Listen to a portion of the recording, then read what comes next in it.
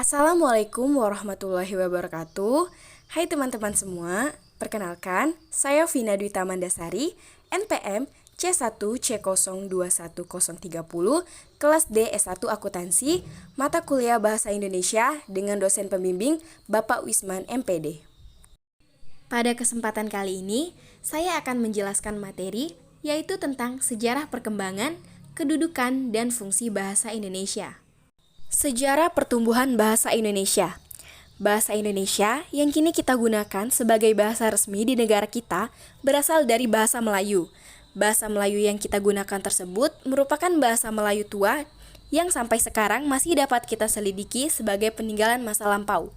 Penelitian lebih lanjut yang dilakukan oleh para ahli bahkan menghasilkan penemuan bahwa bahasa Austronesia itu juga mempunyai hubungan kekeluargaan dengan bahasa-bahasa yang dipergunakan di daratan Asia Tenggara.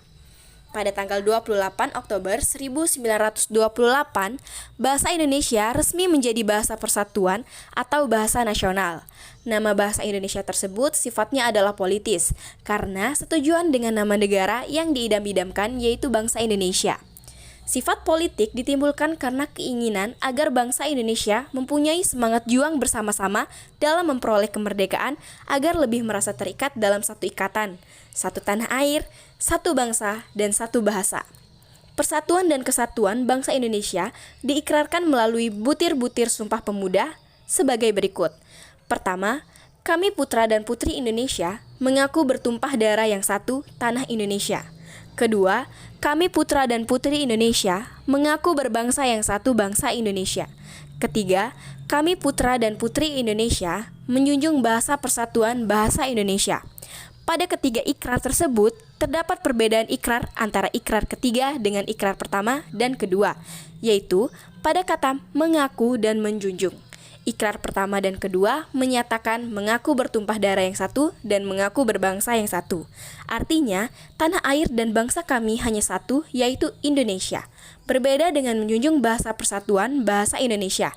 Ikrar ini menunjukkan bahwa bahasa Indonesia merupakan bahasa yang digunakan dalam mempersatukan bangsa Indonesia. Tidak berarti bahwa bahasa daerah dihapuskan. Bahasa daerah tetap harus dijaga dan dilestarikan sebagai kekayaan budaya bangsa. Jadi, sangatlah keliru jika ada warga daerah yang malu mempergunakan bahasa daerahnya dalam berkomunikasi. 3 bulan menjelang Sumpah Pemuda, tepatnya 15 Agustus 1926, Soekarno dalam pidatonya menyatakan bahwa perbedaan bahasa di antara suku bangsa Indonesia tidak akan menghalangi persatuan. Tetapi, makin luas bahasa Melayu atau bahasa Indonesia itu tersebar, makin cepat kemerdekaan Indonesia terwujud. Pada zaman Belanda, ketika Dewan Rakyat dibentuk, yakni pada 18 Mei 1918, bahasa Melayu memperoleh pengakuan sebagai bahasa resmi kedua di samping bahasa Belanda yang berkedudukan sebagai bahasa resmi pertama di dalam sidang Dewan Rakyat. Sayangnya, anggota Bumiputra tidak banyak yang memanfaatkannya. Masalah bahasa resmi muncul lagi dalam Kongres Bahasa Indonesia pertama di Solo pada tahun 1938. Pada kongres itu, ada 2 hal hasil keputusan penting, yaitu bahasa Indonesia menjadi 1. Bahasa resmi dan 2. Bahasa pengantar dalam badan-badan perwakilan dan perundang-undangan. Demikianlah lahirnya bahasa Indonesia bukan sebagai sesuatu yang tiba-tiba jatuh dari langit, tetapi melalui perjuangan panjang disertai keinsafan, kebulatan tekad, dan semangat untuk bersatu. Api perjuangan itu berkorbar terus untuk mencapai Indonesia merdeka yang sebelum itu harus berjuang melawan penjajah. Peristiwa penting yang berkaitan dengan perkembangan bahasa Indonesia. Pertama, tahun 1901 disusunlah ejaan resmi bahasa Melayu oleh C.H.A. van Ophuijsen yang dibantu oleh Muhammad Thaib Sultan Ibrahim dan Nawawi Sultan Makmur. Ejaan ini dimuat dalam kitab Logat Melayu. Kedua, tahun 1908, pemerintah kolonial Belanda mendirikan badan penerbit buku bacaan yang kemudian diberi nama yaitu Komisi voor de Volkslectuur atau Taman Bacaan Rakyat. Pada tahun 1917 diubah menjadi Balai Pustaka. Badan penerbit tersebut menertibkan berbagai macam novel, seperti Siti Nurbaya, buku penuntun bercocok tanam, dan lain sebagainya yang membantu dalam penyebaran bahasa Melayu. Ketiga, Tanggal 16 Juni 1927, Djajah Datuk Kadjo menggunakan bahasa Indonesia di dalam pidatonya. Hal ini merupakan pertama kalinya dalam sidang Volksraad atau Dewan Rakyat terdapat seseorang yang berpidato dengan memakai bahasa Indonesia.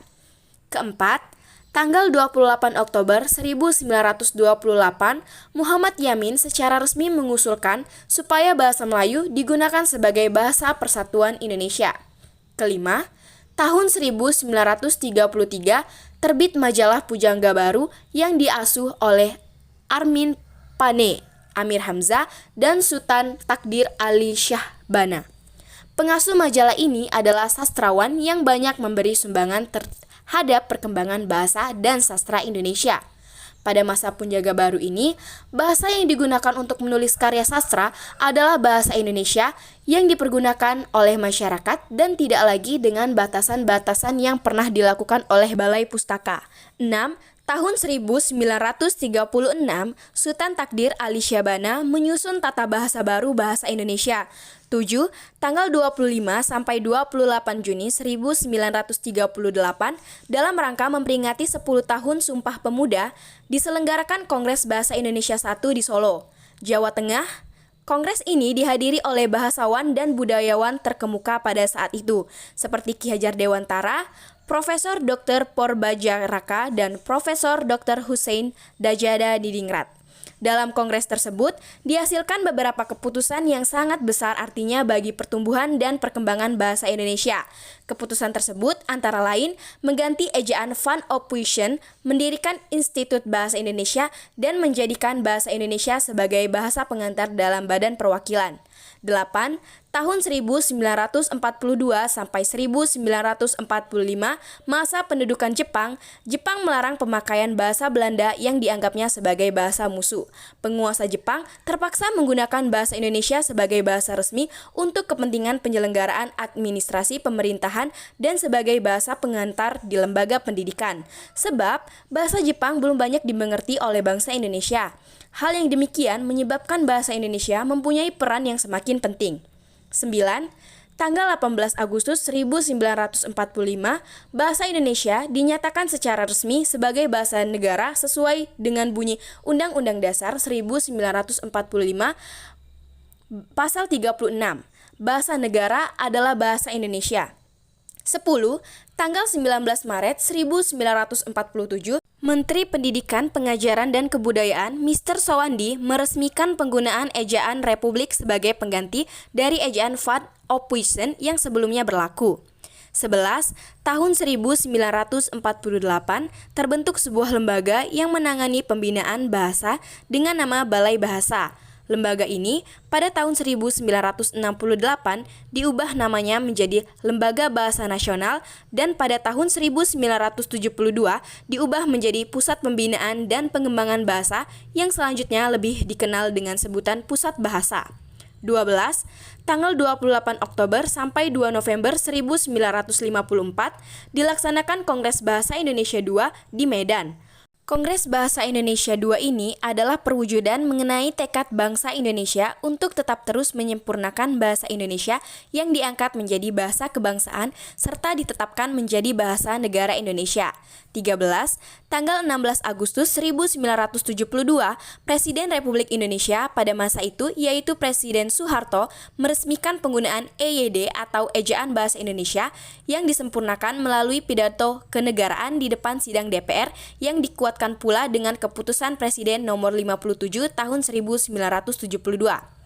14. Pada tanggal 31 Agustus 1972, Menteri Pendidikan dan Kebudayaan pada masa itu menetapkan mengenai Pedoman Umum Ejaan Bahasa Indonesia yang disempurnakan serta Pedoman Umum Pembentukan Istilah Resmi diberlakukan di Indonesia atau Wawasan Nusantara. 15. Tanggal 28 Oktober sampai 2 November 1978 dilaksanakan Kongres Bahasa Indonesia III di Jakarta. Kongres tersebut untuk memperingati Hari Sumpah Pemuda ke-50. Selain telah memperlihatkan kemajuan, perkembangan, dan pertumbuhan bahasa Indonesia, juga telah berusaha untuk memantapkan kedudukan serta fungsi bahasa Indonesia itu sendiri. 16. Tanggal 21 sampai 26 November 1983 dilaksanakan Kongres Bahasa Indonesia IV di Jakarta. Kongres ini dilaksanakan dalam rangka memperingati Hari Sumpah Pemuda yang ke-55. Dalam putusannya disebutkan bahwa pembinaan dan pengembangan bahasa Indonesia harus lebih ditingkatkan agar amanat yang tercantum di dalam garis-garis besar haluan negara yang mewajibkan kepada seluruh warga negara Indonesia untuk menggunakan bahasa Indonesia dengan baik dan benar dapat tercapai semaksimal mungkin. 17. Tanggal 28 Oktober sampai 3 November 1988 dilaksanakan Kongres Bahasa Indonesia V di Jakarta. Kongres Bahasa Indonesia V ini dihadiri oleh sekitar 700 pakar bahasa Indonesia dari seluruh Indonesia serta terdapat peserta tamu dari berbagai negara sahabat. Kongres tersebut ditandatangani dengan dipersembahkannya karya dari Pusat Pembinaan dan Pengembangan Bahasa kepada para pecinta bahasa Indonesia di Nusantara, yaitu Kamus Besar Bahasa Indonesia serta Tata Bahasa Baku Bahasa Indonesia. 18. Tanggal 28 Oktober sampai 2 November 1993 dilaksanakan Kongres Bahasa Indonesia VI di Jakarta. Pesertanya yaitu 770 pakar bahasa dari Indonesia dan terdapat 53 peserta tamu dari mancanegara meliputi Amerika Serikat, Rusia, Australia, Brunei Darussalam, Jerman, Hong Kong, Italia, India, Jepang, Korea Selatan, dan Singapura. Kongres ini mengusulkan supaya Pusat Pembinaan dan Pengembangan Bahasa untuk lebih ditingkatkan statusnya menjadi Lembaga Bahasa Indonesia dan mengusulkan agar disusun Undang-Undang Bahasa Indonesia. 19. Tanggal 26 sampai 30 Oktober 1998 dilaksanakan Kongres Bahasa Indonesia VII di Hotel Indonesia, Jakarta. Dengan diselenggarakannya kongres tersebut guna mengusulkan dibentuknya Badan Pertimbangan Bahasa. 20. Tanggal 28 Oktober sampai 1 November 2008 dilaksanakan Kongres Bahasa Indonesia IX di Jakarta. Kongres ini dilaksanakan titik lepas dari peringatan 100 tahun Kebangkitan Nasional, 80 tahun Sumpah Pemuda, dan 60 tahun berdirinya Pusat Bahasa. Sehingga pada tahun tersebut juga dicanangkan sebagai Tahun Bahasa. Dalam kongres ini dibahas 5 hal utama, yaitu bahasa Indonesia, bahasa daerah, penggunaan bahasa asing, pengajaran bahasa, dan sastra, serta bahasa media massa. Kedudukan bahasa Indonesia. Bahasa Indonesia berkedudukan sebagai bahasa nasional dan bahasa resmi negara. Dalam kedudukannya sebagai bahasa nasional, bahasa Indonesia berfungsi sebagai sarana pemersatu berbagai suku bangsa dan sebagai sarana komunikasi antar daerah dan antar budaya. Sementara itu, dalam kedudukannya sebagai bahasa resmi negara, bahasa Indonesia berfungsi sebagai bahasa resmi kenegaraan, bahasa pengantar pendidikan, bahasa komunikasi tingkat nasional, bahasa media massa, serta bahasa pengembangan dan pemanfaatan ilmu pengetahuan dan teknologi. Fungsi bahasa Indonesia. Adapun fungsi-fungsi bahasa Indonesia yaitu pertama, pemersatu masyarakat Indonesia. Artinya adalah bahasa Indonesia digunakan sebagai bahasa untuk berkomunikasi antar masyarakat Indonesia yang berasal dari berbagai suku dan budaya. Kedua, sebagai identitas nasional. Bahasa Indonesia merupakan bahasa sehari-hari yang digunakan serta menjadi ciri khas untuk negara Indonesia. Ketiga, kebanggaan bangsa Indonesia. Artinya adalah bahasa Indonesia dibuat oleh orang Indonesia serta sebagai bahasa pemersatu. Keempat, untuk berkomunikasi masyarakat Indonesia. Secara garis besar, fungsi ini tidak berbeda jauh dengan fungsi pemersatu atau bahasa pemersatu. Mungkin itu saja materi yang dapat saya sampaikan mengenai sejarah perkembangan, kedudukan, dan fungsi bahasa Indonesia. Semoga bermanfaat bagi teman-teman semua ya. Wassalamualaikum warahmatullahi wabarakatuh.